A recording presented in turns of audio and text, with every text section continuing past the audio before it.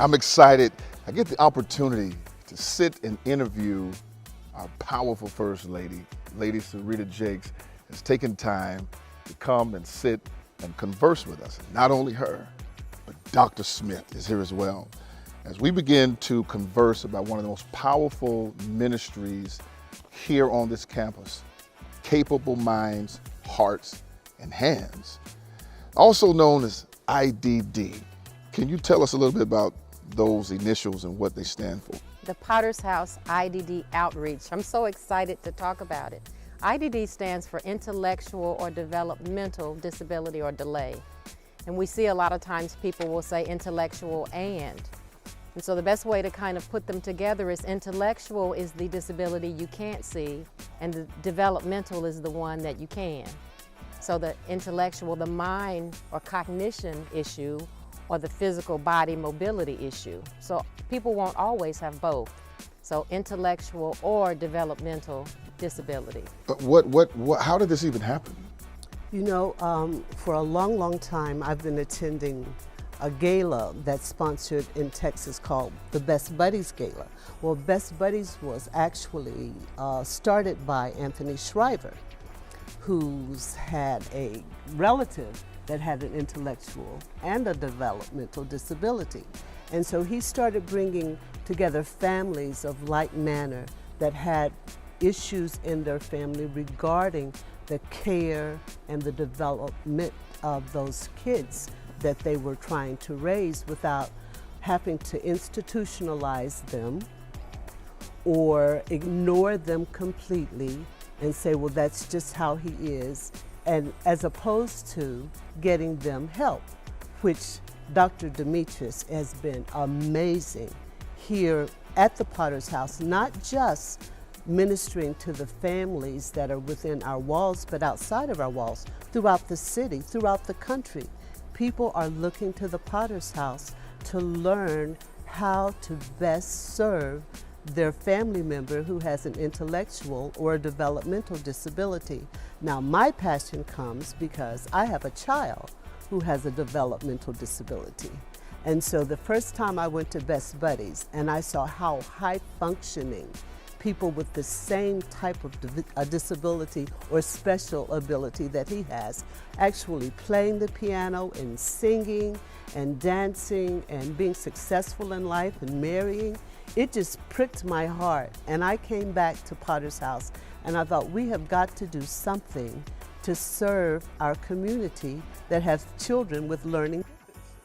And I think that's so admirable. And first of all, thank you for being such a First Lady that gets involved within your ministry. I think that's incredible. Thank you for taking your expertise and birthing this vision and putting it together. Mm-hmm. Well, it's more than just an expertise. This community is me. And so when I think about how we serve the community, I think about how my family's been served. I have 4 aunts that were born with cerebral palsy, autism, 2 are blind, and 1 is deaf. And I didn't speak my first word till I was 8 years old, so I was diagnosed as mentally retarded myself. So when I think about this community is me. Yes. Wow. It's not someone that I approach, it's not a theory. As I think about programming and how we are effective, I think about what did I need? What did my aunt need? Especially when they were told, and so many are, about their limitations. Yes. You'll never be able to do this, you'll never have this, you'll never accomplish this. Now my aunts who were told they wouldn't live past Yes. 30, my oldest aunt just turned 68. Yeah. So this community is a lot more than just us meeting people where they are. It's us building based on what helps them feel valued. I love the fact this community is me, and then your testimony you just wrapped in. Now, I haven't known you long, but just to know what you just said just blesses my soul. Can you tell us about the programs that we have, the different outreach events that you have planned for this particular program? I'm so glad you asked. You know, I just want to jump out of this chair because we have programming that's customized. What makes us unique is that we don't just serve the youth or children, but we serve adults. So from 9 to 51, and my aunt recently joined the outreach, and she's 60. So now we're 9 to 60, and we serve all ages, all conditions, which includes autism, Asperger's, cerebral palsy, fetal alcohol syndrome, mobility impaired, hearing impaired, Yes. sight impaired, Yes. individuals that have faced trauma and have lost cognitive ability based on that, and individuals who have lost ability based on drug abuse or misuse and intellectually have become impaired. So anyone who has an intellectual or developmental delay comes under our care, and it doesn't limit them based on whether they're verbal or nonverbal, because in our programming we have sign language interpreters. Yes. We have people that are there with pictures, Yes. and we touch every sensory need. So no one can be excluded. So that makes us unique. I was speaking with you prior to this show, and you were telling me about one of the services you all had a few years ago. I want you to, if you can, just share that with the pre-show, the post-show, what that experience was like for those that was in the room when you were telling me about people sitting next to each other that had no idea. One of the things First Lady always emphasized, and I've sort of used that as my building block, I always go back to the foundation, is to have families realize they're not alone. That's so good.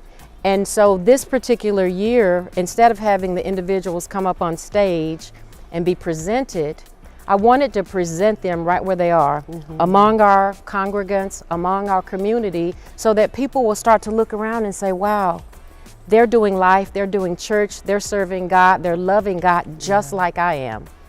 And we pulled them out in the audience, and we had individuals from our dance team with flags. Yes. We had a script that was running in the background. Do you see me?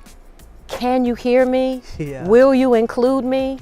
And as this repeated, individuals would pop up in the audience based on where the flags were, and we saw the congregation really shift, because they were like, I had no idea. You sit Yes. behind me every Sunday, Yes. and I had no idea. So now we immersed and merged the communities so that people didn't look up here for them once a year, but they looked for them where they were doing life all year, all the time. How did that make you feel? Oh no, I am so geeked about the whole situation. I mean, I think Dr. Demetrice was sent especially here to the Potter's House for what she ministers through IDD and capable hearts, hands, and minds. It's because she understands that the African American or the brown communities are often underserved. We're the ones that will take our babies and make them sit in the back, or make our uncles or whatever sit, away from the table. And she brought everybody to the table. She brought the dads. Dads often, Pastor Tudman, because you all are such fixers, didn't know what to do with their adult sons that were unable to work or hold a job, and so they took it personally that they were unable to help their sons. Dr. Demetrice made a man cave.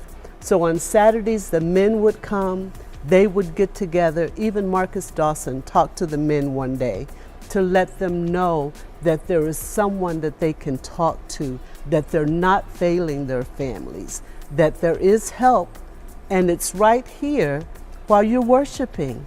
Your son is going to be able to worship. Your daughter's going to be able to worship. We've had little girls that have never been in fashion shows or anything actually be in our Easter parade. Wow. So, it's just amazing. It's another take on inclusion. When you talked about Pastor Marcus Dawson and the man cave that you created, I got a chance to look at some of the footage of that. Yes. And when I saw the footage, I saw a gentleman that was, he was very emotional. Yes. He was not able to communicate with his son. Yes.